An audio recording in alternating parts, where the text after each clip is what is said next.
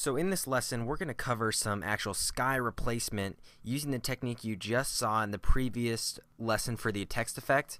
We're going to be using the keyer. We're going to be keying out this boring looking sky.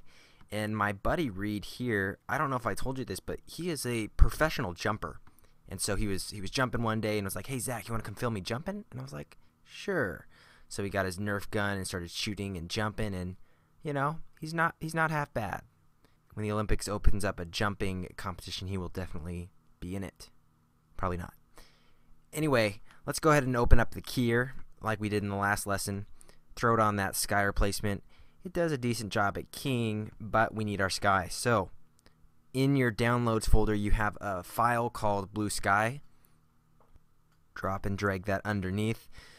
You also can go on Google and just go ahead and type in sky or blue sky or whatever, and make sure the dimensions are larger than your footage. So this dimension 720. This blue sky image, I believe, is like 3,000 pixels wide by, I don't know, 1,000, or it's big. So just make sure, you know, the dimensions are good for your project. Make sure it's royalty free or someone doesn't own the rights to it, and then you're good to go. So since mine's so big, I'm going to make it larger. And let me zoom out here. You want it outside the edges because if we track the footage, especially if it's a shaky shot, the sky is going to need room to move in order to track correctly.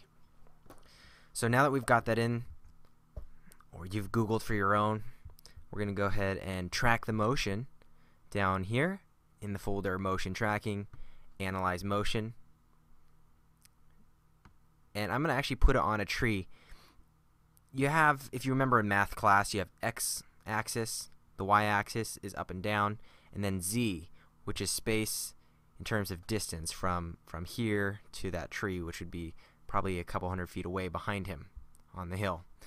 The sky is closest in the z position to the background, so we're going to either track something back here like this tree. I'm going to try this darker contrasted spot. Make sure we're actually in the beginning of the footage though. And then go ahead and hit Analyze. Okay, nice. So we've got it tracked. Now what we need to do is add the match move to the blue sky. So go ahead and come back to the same folder, Motion Tracking, and Match Move. Nice. So drop and drag Analyze Motion into the source well. And it's tracked on there. Cool. And if you need to do any adjustments in the keyer, for this shot we really don't. One thing I would do, maybe you can turn down the strength if you wanted to blend it more with the original sky. But then what you're dealing with is, if I zoom in here, the spill along the tree edges. So if you keep the strength high, it's a little better. You'll notice my bud's shirt here, Reed, is starting to be a little opaque. So you might want to turn that down just a little bit to help fix that problem. But double check you've got a good track. Okay.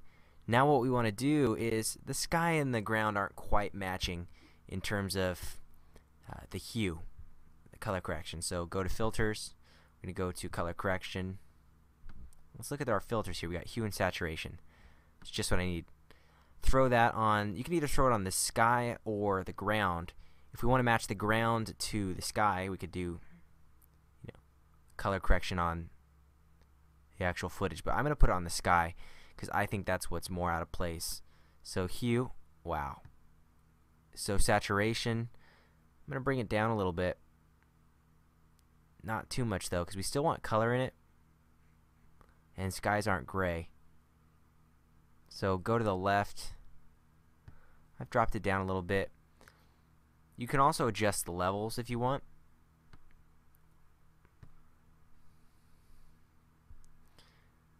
And make it darker, or we can make it brighter, which I'm going to do a tad bit. Okay, so to me that is a lot better in terms of matching, and it's definitely way cooler than this boring background. Just look at that. I mean, come on. So that's how you do some sky replacement. So go out there, start making your skies look great, and don't forget you can Google some incredible sky replacement images to really make your shots pop out more.